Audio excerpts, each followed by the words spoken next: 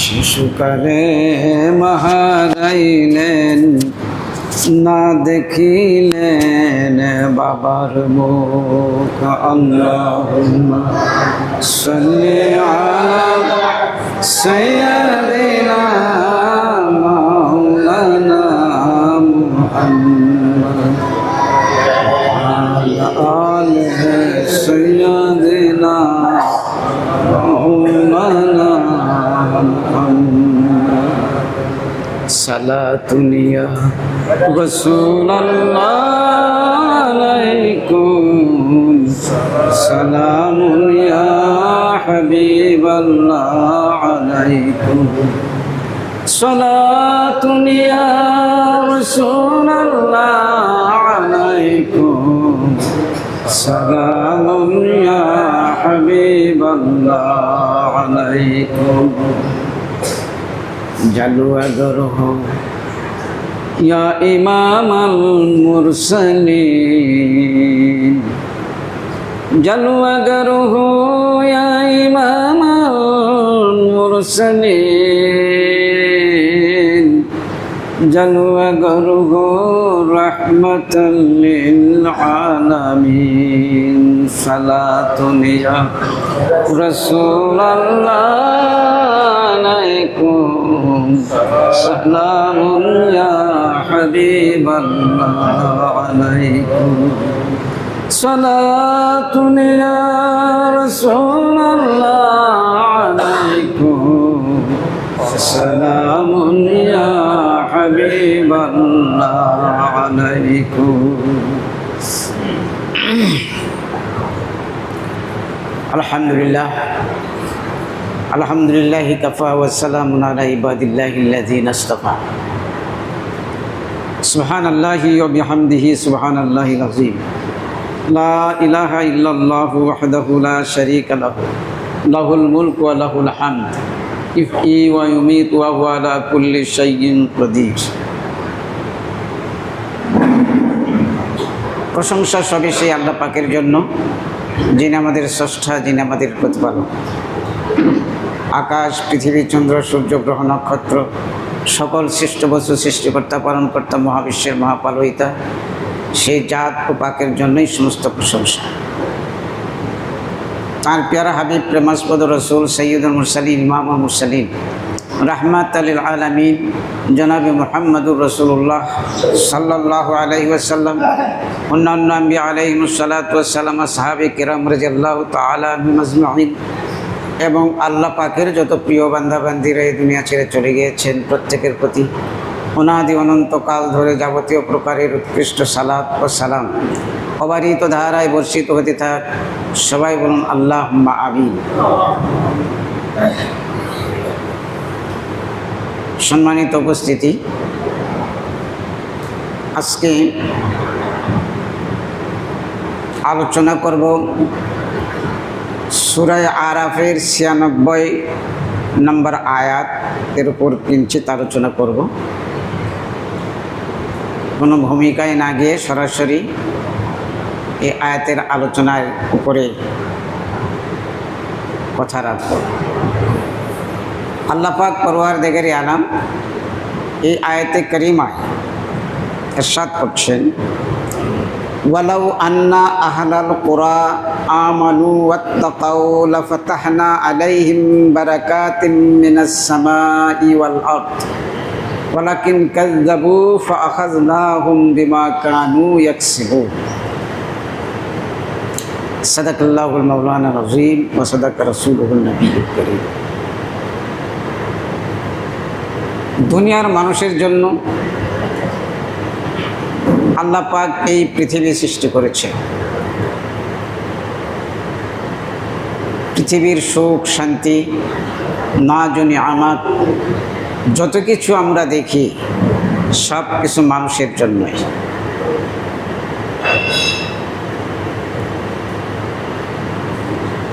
সে মানুষ কারা? যে মানুষকে আল্লাহ রাব্বুল আলামিন যেমনি এই পৃথিবীতে পাঠিয়েছেন।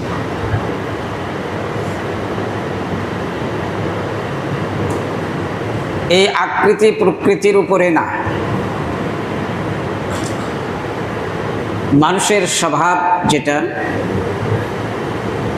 সুন্দর স্বভাব দিয়ে আল্লাহ পাক এই পৃথিবীতে মানুষকে পাঠিয়েছে।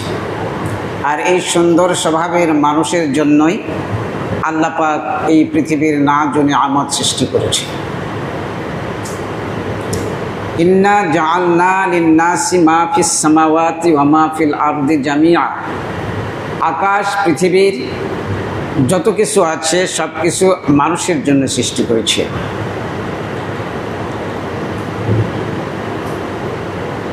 কিন্তু যে মানুষকে আমি সৎ স্বভাব দিয়ে এই দুনিয়াতে পাঠিয়েছি, তারা যদি এই সৎ স্বভাব, এই আচরণ এবং এই সৎ বিশ্বাস ধরে রাখতে না পারে, তখন তাদের বিপর্যয় হবে। তাই আল্লাহ রাব্বুল আলামিন 30 নম্বর পারা সূরা 3-এর ভিতরে ইরশাদ করেছেন, লাকাদ খালাকনাল ইনসানা ফি আহসানি তাকওয়িম। মানুষকে সৃষ্টি করেছি সুন্দরতম শ্বাসে, অবয়বে সুন্দর করে সৃষ্টি করেছি আমি। সুম্মা রাদাদনাহু আসফালা সাফিলিন। অতঃপর আমি তাদেরকে সর্বনিম্ন স্তরে পৌঁছিয়ে দিব। ইল্লাল্লাযিনা আমানু ওয়া আমিলুস সালিহাত। কেবল তারাই লাঞ্ছিত হবে না, সর্বনিম্ন স্তরে যাবে না, যারা ঈমান গ্রহণ করবে, বিশ্বাস করবে, বিশ্বাসী হবে এবং সৎ কর্মশীল হবে, সুন্দর আমল করবে, বিশুদ্ধ পরিশুদ্ধ আমলের অধিকারী হবে, তারা এর আওতার বাহিরে থাকবে। লাঞ্ছনা, শাস্তি এবং নিকৃষ্টতম যে জায়গায় তাদেরকে ফেলে দেব, এর থেকে তারা নিরাপদ থাকবে, যারা ঈমানদার এবং যারা পরিশুদ্ধ আমলের অধিকারী।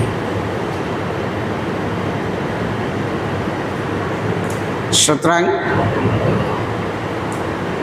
এই পৃথিবীর নাজ নিয়ামত মানুষ ভোগ করতে পারবে, কিন্তু পরবর্তী পৃথিবীতে তাদের ভয়াবহ পরিণতি হবে যারা আল্লাহ রাব্বুল আলামিনের ইচ্ছা অনুযায়ী নিজের জীবন পরিচালিত করবে না। আল্লাহ রাব্বুল আলামিন পরওয়ারদিগারে আলাম এই সূরা আরাফের 96 নম্বর আয়াতে উল্লেখ করছেন, ওয়ালাউ আন্না আহলাল কুরা আমানু ওয়াত্তাকাও। যদি এই জনপদের অধিবাসী বিশ্বাস স্থাপন করে, ঈমান আনে এবং আল্লাহ ভীরু হয়,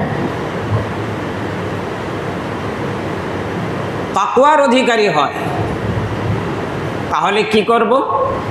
লাফাতাহনা আলাইহিম বারাকাতিম মিনাস সামাই ওয়াল আরদ।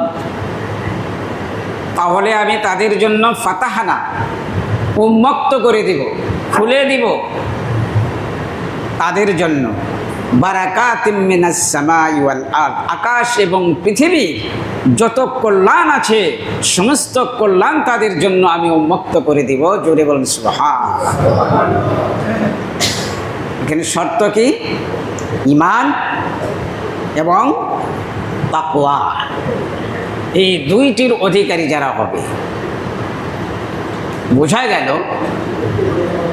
যে আল্লাহ রাব্বুল আলামিনের রহমত, করুণা, এই পৃথিবীর শান্তি অশান্তি এইটা নির্ভর করে ঈমান এবং তাকওয়ার উপরে। পৃথিবীর মানুষ যদি আল্লাহর উপর বিশ্বাসী হয়, আল্লাহকে মেনে নেয় এবং তাকওয়ার অধিকারী হয়, তাহলে এই পৃথিবীটা শান্তির দোলনায় দুলতে থাকবে। এটা আল্লাহ রাব্বুল আলামিনের প্রতিশ্রুতি। পৃথিবীটা শান্তির দোলনায় দুলতে থাকবে যদি মানুষ বিশ্বাস স্থাপন করে এবং তাকওয়ার অধিকারী হয়। তাকওয়ার এখানে শর্ত লিখে দিল কেন? বিশ্বাসের সঙ্গে তাকওয়া লিখে দিল এই জন্য, তাকওয়া মানুষকে সৎ স্বভাবের অধিকারী করে, অন্যায় থেকে বিরত রাখে, হারাম থেকে বিরত রাখে, আল্লাহ রাব্বুল আলামিনের নিষিদ্ধ সীমা রেখা অতিক্রম করার থেকে বিরত রাখে। তাকওয়া মানে আল্লাহর ভয়। তাকওয়া মানে আল্লাহর ভয়। এইটা যদি থাকে, কোনো এক আল্লাহর ওলিকে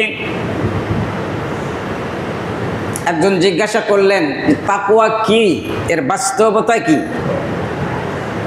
উনি বললেন, তুমি কি কোনো সময় কাঁটা বনের ভেতর দিয়ে হেঁটেছ?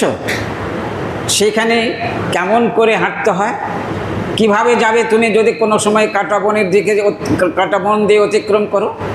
উনি বললেন যে এমনভাবে যাব জড়সড় হয়ে, যাতে আমার কোনো কাঁটা আমার শরীরে, আমার কাপড়ে পর্যন্ত আঁচড় না লাগে। এইরকম জড়সড় হয়ে আমি এই পথ অতিক্রম করব, যাতে আমাকে কাঁটায় কোনো আঘাত না লাগে।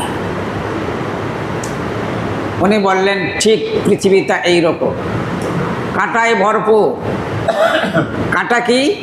প্রত্যেকটি বদ আমল, প্রত্যেকটি হারাম আমল যা আমাদের চতুর্পার্শ্বে ঘোরাফেরা করতেছে। আপনি রাস্তা হাঁটবেন, দেখবেন যে এদিক সেদিক তাকানোর উপায় নেই। চোখের সামনে চলে আসতেছে একজন নারীর চেহারা, অথবা একজন নারীর চোখের সামনে আসতেছে একজন পুরুষের চেহারা। অপলক দৃষ্টিতে যদি তাকিয়ে থাকেন এখানে, তাহলে এই কাঁটা আপনাকে বিদ্ধ করলো। এই কাঁটা আপনাকে এমন গভীরতার ভিতরে নিয়ে যাবে যে শেষ পরিণত হবে জাহান্নাম। এমনই একটি কাঁটা। প্রত্যেকটি হারাম কাজ যা আমাদের কাছে ভালো লাগে, হারাম কাজ আমাদের কাছে ভালো লাগে। ব্যবসায়ী ব্যবসা করছে, একটু যদি নেওয়ার সময় কম নেওয়া যায়, দামি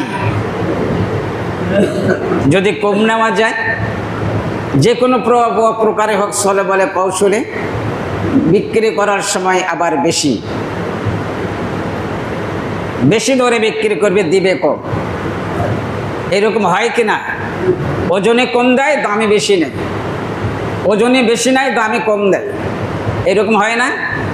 মিথ্যা ছলচাতুরির আশ্রয় যদি এতে গ্রহণ করে, তাহলে এটা হয়ে যাবে হারাম। আপনার বস্তার ভেতরে যে বেগুন আছে, এই বেগুনগুলো উপরে ভালো ভালো সাজিয়ে রেখেছে, অনেকেই রাখে। কে রাখে না? রাখে না, বলে 1 নম্বর বেগুন, কিন্তু নিচের সব পোকা আছে। পোকাগুলো ভালো বেগুনের দামে বিক্রি করবে, এই জন্য উপরে বলা। এরা বলা হচ্ছে প্রতারণা। রাসূল আকরাম সাল্লাল্লাহু আলাইহি ওয়াসাল্লাম ইরশাদ করেছেন, মান গাশশা ফালাইসা মিন্নি।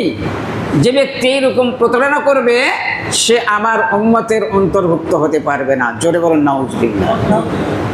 তো বেচা কিনা, এটা যতগুলো উপার্জনের পথ আছে, পেশা আছে, সবচেয়ে বরকতময় পেশা হচ্ছে ব্যবসা।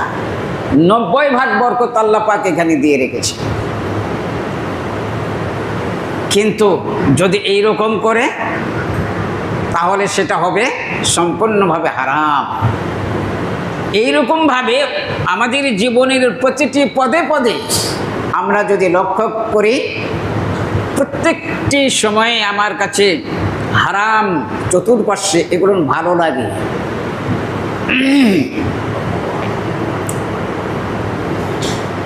অধিকাংশ সময় আমাদের ভিতরে যেটা দেখা যায়,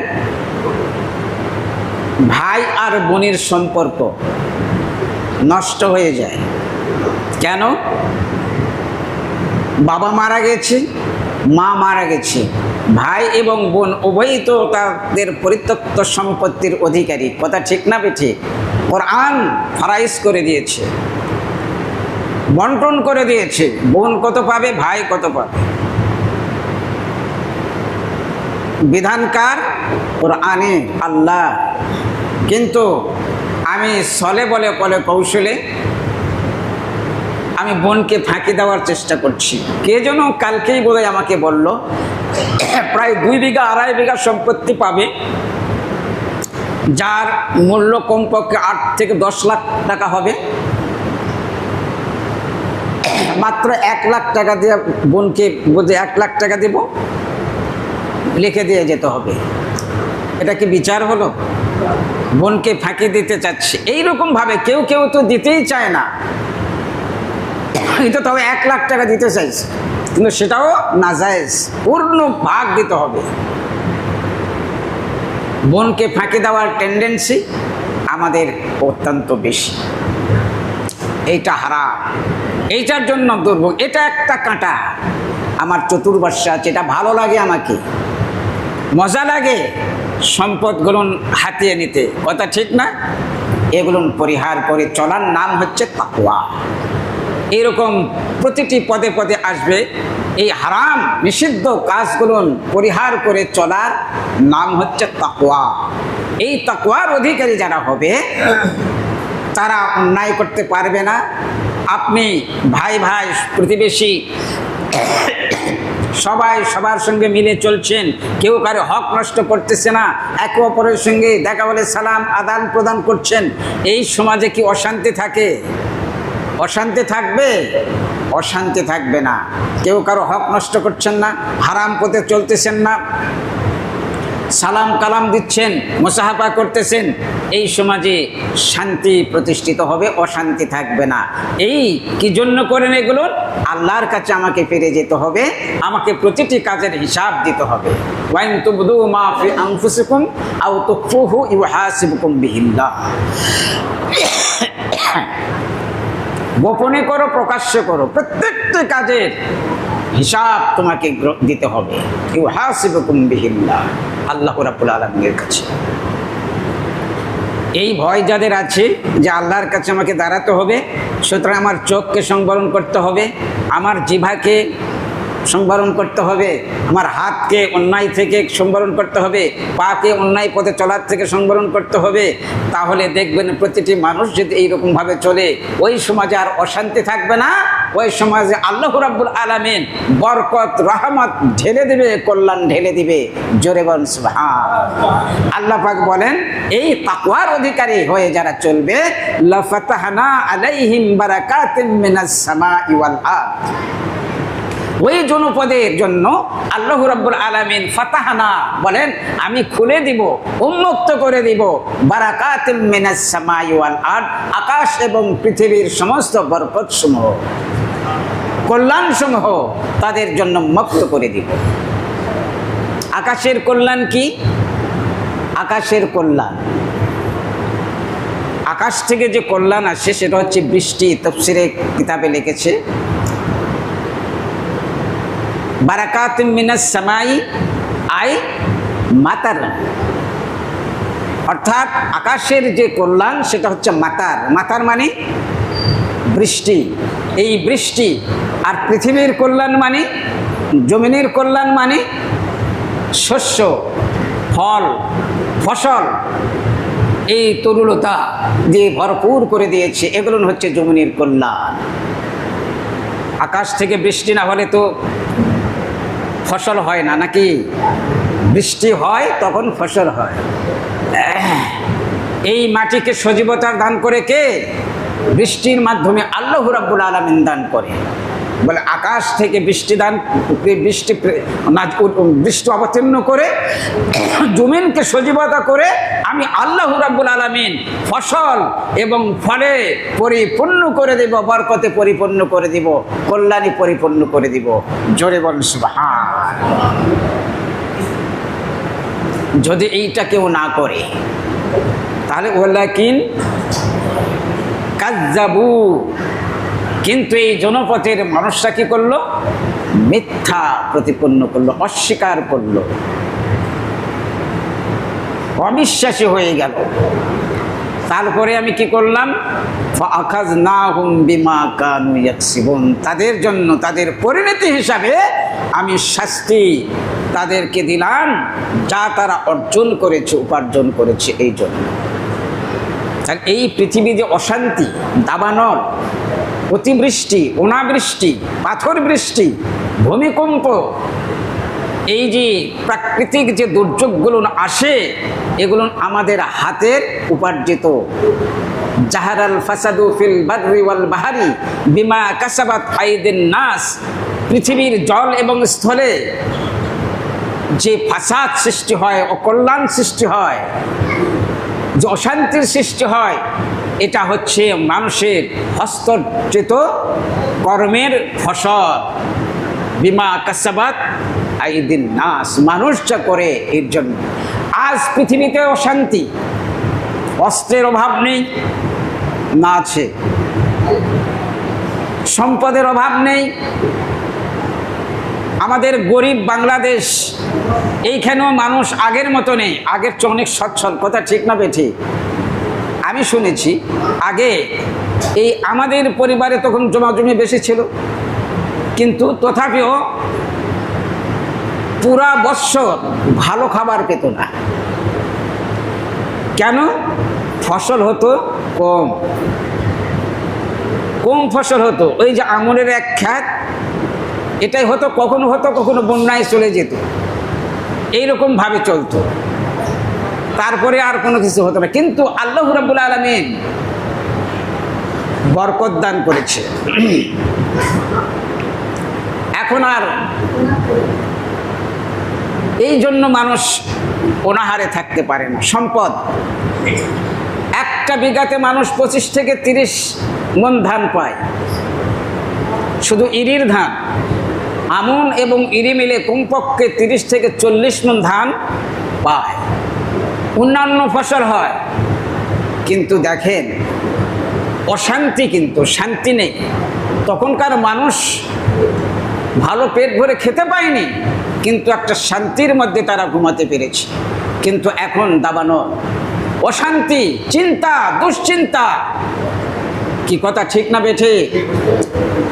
কখন জানি আমাদের উপরে আক্রমণ হয়ে যায়। রাজনৈতিক অবস্থার দিকে যদি আমরা তাকাই তখন দেখব কখন যেই বাংলাদেশ উলট পালট হয়ে যাবে এইটা বলা যায় না। আমরা যারা চিন্তা করি না, আমরা ওটা ভাবিও না। কথা ঠিক না বেঠি? আমাদের চেয়ে উন্নত দেশ গেলে, মানে গরিব দেশের কথা বললাম, উন্নত দেশ যেগুলো সম্পদের কারাকারি, ক্ষমতার বাড়াবাড়ি, মানুষকে খুন করতে তারা দ্বিধা করে না। নিরপরাধ মানুষদেরকে তারা হত্যা করছে, ছোট্ট ছোট্ট শিশুদেরকে হত্যা করছে। কি জন্য? কি জন্য? অশান্তি, নিজের অশান্তি, আতঙ্ক। এই জাতি যখন উত্থান হবে আমাদের অবস্থা খারাপ হয়ে যাবে। জাতিকে নিষ্পেষণ করে দিব, এই দেশকে নিষ্পেষণ করে দিব। কথা ঠিক না বেঠিক? একে অপরের প্রতি এইরকম একটা আক্রোশ তৈরি হয়ে গিয়েছে। সারা বিশ্বে সম্পদ আছে, ক্ষমতা আছে, কিন্তু শান্তি নাই। কি কথা ঠিক না বেঠিক? এই শান্তি আল্লাহ রাব্বুল আলামিন দূর করে দিয়েছে। মান আরাদান যিকরি ফাইন্না লাহু মাঈশাতান দানকা। আল্লাহ পাক বলেন, যারা আমাকে ভুলে যাবে, যারা আমাকে ভুলে যাবে তাদের জীবন হবে অত্যন্ত সংকটাপন্ন করে দিব। মাঈশাতান দানকা, পার্থিবীর জীবন হবে অত্যন্ত সংকটাপন্ন তাদের। কি জন্য? শুধু এই পার্থিব জীবন সংকটপূর্ণ নয়, আল্লাহ পাক বলেন আখিরাতেও তাদের জন্য থাকবে ভয়াবহ শাস্তির ব্যবস্থা।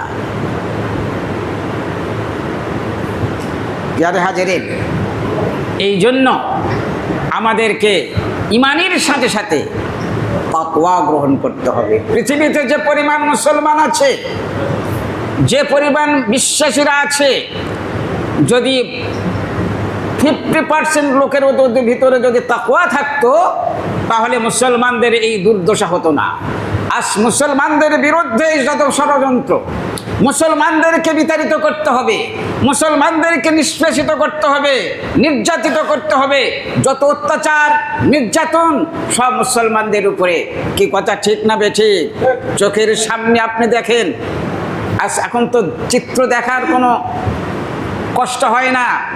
দেখেন চোখের সামনে, মা বাবার চোখের সামনে ছোট ছোট শিশুদেরকে হত্যা করছে, মা বাবাকে হত্যা করছে তাদের সন্তানের সামনে। ইসরায়েলের অবস্থা, ফিলিস্তিনের অবস্থা দেখুন। কি কথা ঠিক না বেঠিক? প্রিয় হাজিরিন, এই পৃথিবীতে কি শান্তি আছে? ওদের আতঙ্ক, এই মুসলমানদের উত্থান হলে আমাদের অবস্থা খারাপ হয়ে যাবে।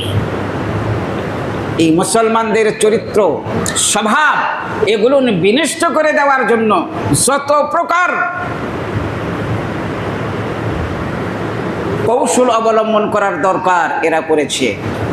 মুসলমানদের সঙ্গে পারেনি। যখন মুসলমানদের ঈমান ছিল, এই পাক ভারত উপমহাদেশ থেকে ব্রিটিশের এত শক্তি, তথাপিও মুসলমানদের আন্দোলনে, মুসলমানদের তাকবীর ধ্বনিতে তারা প্রকম্পিত হয়ে এই ভারত ছেড়ে চলে যেতে বাধ্য হয়েছে। কথা ঠিক না বেঠিক?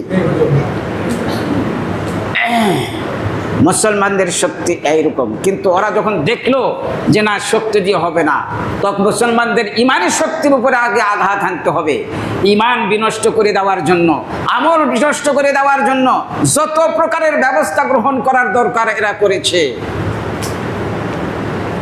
শিক্ষা পেয়েছে তৌরাত ইনজিলের থেকে, বনী ইসরাইল থেকে। যাক, ওই ঘটনা আর বলতে গেলাম না। মুসা বনী ইসরাইলদের সঙ্গে যখন তারা পারতেছিল না, তখন তারা কৌশল অবলম্বন করলো। এদের সেনাবাহিনীর সেনানিবাস যেখানে আছে, তাঁবু আছে, সুন্দরী সুন্দরী রমণীদেরকে এখানে পাঠিয়ে দেওয়া হলো। যুবকরা দীর্ঘদিন থেকে এখানে আছে। এরা যখন তাদের প্রতি আকৃষ্ট হয়ে গেল, ইমানের স্খলিত, ইমানের অনেকখানি তাদের বিধ্বংস হয়ে গেল, ইমানের নূর চলে গেল, তখন তারা পরাজিত হয়ে গেল। এরপরে যখন আবার পূর্বের অবস্থায় ফিরে গেল, তখন আবার তাদের বিজয় হলো। প্রিয় হাজিরিন, এই জন্য বলছি, এই শিক্ষার থেকে এই ইহুদি, খ্রিস্টান, নাসারারা যত প্রকারের কৌশল অবলম্বন করার দরকার ঈমান নষ্ট করার জন্য, আমল নষ্ট করার জন্য এরা করেছে। এই যে টিভি, এই যে মোবাইল, এর মাধ্যমে লক্ষ লক্ষ না, কোটি কোটি যুবকের, যুবতী চরিত্র নষ্ট হয়ে যাচ্ছে। কথা ঠিক বললাম না বেঠিক বললাম?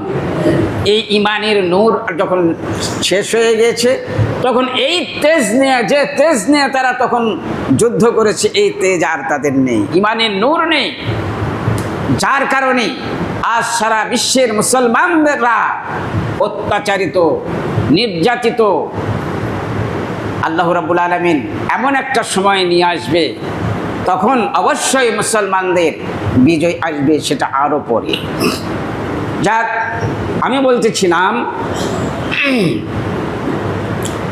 যে পৃথিবীতে শান্তি প্রতিষ্ঠিত করতে হলে ঈমান, ঈমানের সঙ্গে তাকওয়া, পরহেজগারিতা, আল্লাহ ভীরু হতে হবে। তবেই আল্লাহ পাক এই পৃথিবীতে শান্তি অবতীর্ণ করবে। যদি না করে, তাহলে ওই যে তাদের যে অবস্থা, আল্লাহ রাব্বুল আলামিন তাদেরকে শাস্তির ব্যবস্থা করবে দুনিয়া এবং আখিরাতে। আখিরাতেও তাদেরকে শাস্তি দিবে। এই জন্য আমরা মুসলমান, আমরা মুমিন, ঈমান আমাদের আছে, আমাদের তাকওয়ার অভাব। কিসের অভাব? তাকওয়ার অভাব। এই তাকওয়া আর ঈমান যদি পরিপূর্ণ হয় তাহলে ইনশাআল্লাহুল আজিজ আমাদের সমাজে শান্তির অভাব থাকবে না, কল্যাণের অভাব থাকবে না। আর ঈমান এবং তাকওয়া অবস্থান হচ্ছে কাল। আল্লাহ রাব্বুল আলামিনের রাসূল বলেছেন, আত-তাকওয়া হাহুনা ওয়া আশারা ইলা সাদরিহি সালাসা মিরারিন, রাওয়াহুল বুখারী ওয়াল মুসলিম। বুখারী মুসলিম সহ অন্যান্য সহিহ হাদিস গ্রন্থেও এই হাদিসটি বর্ণিত হয়েছে যে রাসূল সাল্লাল্লাহু আলাইহি ওয়াসাল্লাম বলেছেন, তাকওয়া কালবে সুদূর, অর্থাৎ এইখানে কালবে। 3 বার এখানে ইশারা করে দেখে দিয়েছে। কালবে যদি তাকওয়া থাকে, কলব হচ্ছে তাকওয়া থাকার জায়গা, কিন্তু এইখানে যদি তাকওয়া থাকার জায়গাতে যদি শয়তান অবস্থান করে তাহলে কি এখানে তাকওয়া থাকবে? তাকওয়া থাকবে?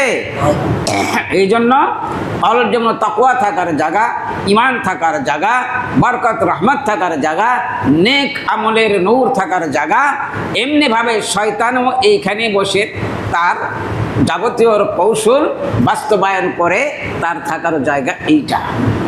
এটা সে বেছে নিয়েছে, পৃথিবীর অন্য কোনো জায়গার থেকে সে পারবে না, মানুষের সঙ্গে কলবটাকে বেছে নিয়েছে।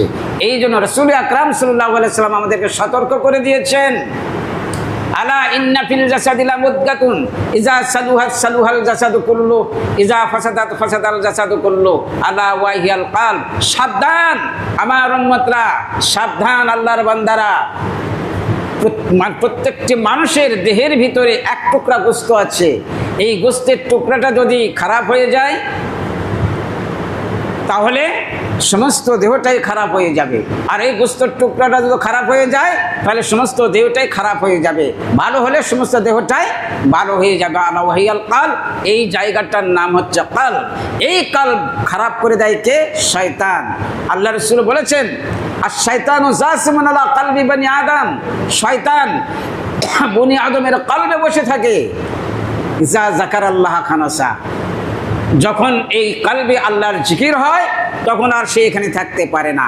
ইজা গাফালা ওয়াসওয়াসা, আর যখন কলব জিকির থেকে গাফেল হয়ে যায়, অমনোযোগী হয়ে যায়, দুনিয়ার বিভিন্ন চিন্তায় ব্যস্ত হয়ে যায়, আল্লাহর কথা ভুলে যায়, তখন এই শয়তান এখানে বসে তাকে যাবতীয় প্রকারের হারাম এবং আল্লাহ বিরোধী কাজের ওয়াসওয়াসা দিয়ে পাপের কাজের দিকে তাকে প্রলিপ্ত করে দেয়।